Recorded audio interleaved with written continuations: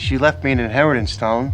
Just over $2 million. He inherited $2 million, dreamed of Florida sunshine, and ended up hanging in his own basement. In The Sopranos, Eugene Pontecorvo didn't die because he was weak. He died because there's no such thing as freedom in Tony Soprano's world. In The Sopranos, Eugene Pontecorvo's $2 million inheritance was not simply a windfall. It was a trap disguised as freedom.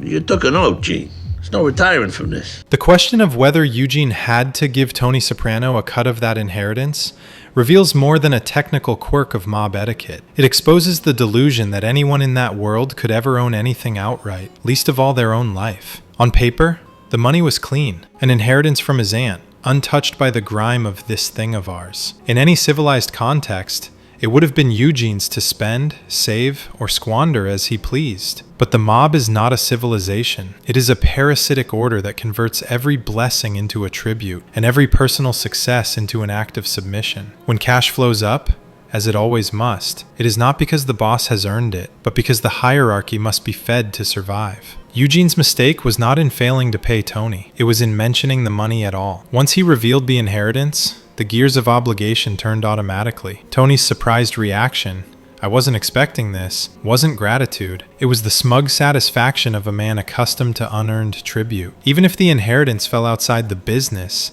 there was no such thing as personal wealth within Tony's orbit. The unspoken rule was simple. When you're up, you pay. When you're down, you beg. Either way, the boss gets his cut. There's a guy named Teddy Spiridakis owes some money. You want me to collect? Yet Eugene's gesture was not entirely about protocol. It was desperation wrapped in a manila envelope. His $2 million taste was an attempted bribe, a naive offering meant to lubricate his plea for retirement to Florida, a fantasy of escape that everyone but Eugene could see was doomed. He wasn't paying tribute, he was buying a dream that had already expired. So where you been, buddy? Haven't heard from you lately. Busy, you know? My kid has some problems. What makes the tragedy sharper is that he had options, at least in theory. With patience, he could have invested quietly, built something legitimate, or vanished entirely into some unpronounceable backwater beyond the reach of extradition. But Eugene was out of time. His son was sliding into addiction, his FBI handlers were tightening the leash, and his conscience was unraveling under the weight of another murder done for Tony's benefit. Every corner of his life had been colonized. By the mob, by the bureau, by guilt. The inheritance wasn't salvation, it was bait. I was thinking about buying a place in Fort Myers. Running away to Florida, of all places, was an act of tragic ignorance. In 2005, the Sunshine State was less an oasis than an open-air pharmacy with palm trees. It was the epicenter of pill mills and quick-buck doctors, a paradise only for those selling narcotics, not escaping them. Taking a drug-addicted son to Florida to start over was like fleeing a fire by running into a gas leak. Eugene wasn't planning a fresh start. He was sprinting into another disaster. Thing is, Gino, you gotta keep in touch with me.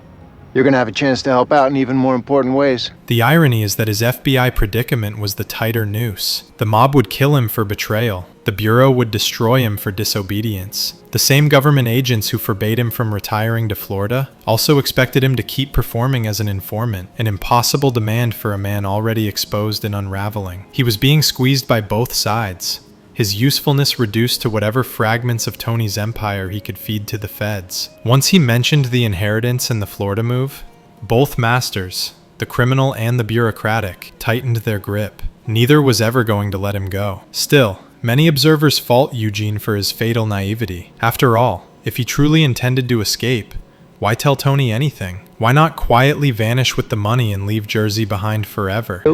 You took an oath, Gene. Because Eugene, like most of Tony's underlings, had internalized the lie that the mob was a family, and that within a family there were rules. Twisted, brutal, but predictable rules. The tragedy of The Sopranos is that these men believe in an order that does not actually exist. They imagine loyalty as a shield when, in reality, it's just another chain.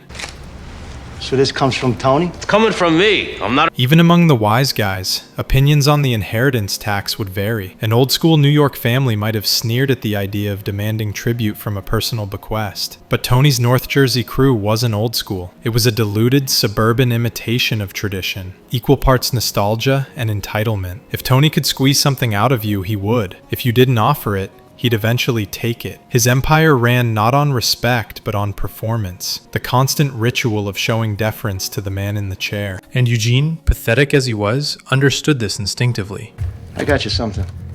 You calm the kids. The watch he gifted Tony was the first offering, the cash envelope the second. Both were clumsy attempts at diplomacy in a world where no one retires, no one leaves, and no one is forgiven. His suicide, when it came, was not an act of cowardice, but of comprehension. He finally grasped what every character in The Sopranos learns too late, that freedom, in this life, is not purchased, it's forfeited. The deeper absurdity lies in the idea that Eugene's death was unnecessary, that he could have simply done his time and lived quietly afterward. That fantasy collapses under scrutiny. Gene, this is Agent San Severino. The FBI does not release informants back into the wild like rehabilitated animals. Once you wear a wire, your life is no longer your own. And should you attempt to flee both sides, the mob and the feds, you're not a fugitive, you're a target. The Bureau leaks your name, the mob marks your family, and whatever safety you imagine in exile evaporates the moment you buy a plane ticket. Even the theory that Eugene's cooperation stemmed from his son's legal troubles fits the pattern. The Bureau often preys on weakness, drug charges, family shame, desperation, and then discards the informant once he's drained. They didn't care whether Eugene lived or died. They cared whether he produced evidence. In that sense, the FBI was no more lawful than the mob. It simply demanded obedience in a different language. For all the talk of family, Tony's reaction to Eugene's plea was pure business indifference. He was neither shocked nor sympathetic, merely amused that a man thought he could ask permission to retire. Retirement, in Tony's world, means a coffin or a courtroom. There are no pensions in organized crime, no golden handshakes, just golden handcuffs. The inheritance storyline, brief as it was, distills everything rotten in the show's moral architecture. She left me an inheritance, Tom. Just over $2 million. Here is a man who inherits $2 million, enough to change his life, and every institution around him conspires to make sure it ruins him instead. His wife demands escape, his boss demands tribute, and his government handler demands loyalty. By the end, there's nothing left to give. If Eugene had truly wanted out, he might have skipped Florida entirely and vanished somewhere the FBI's jurisdiction didn't reach. Cuba, Venezuela, maybe Russia. Without inheritance, he could have lived modestly, anonymously, and long. But that kind of self-erasure requires imagination.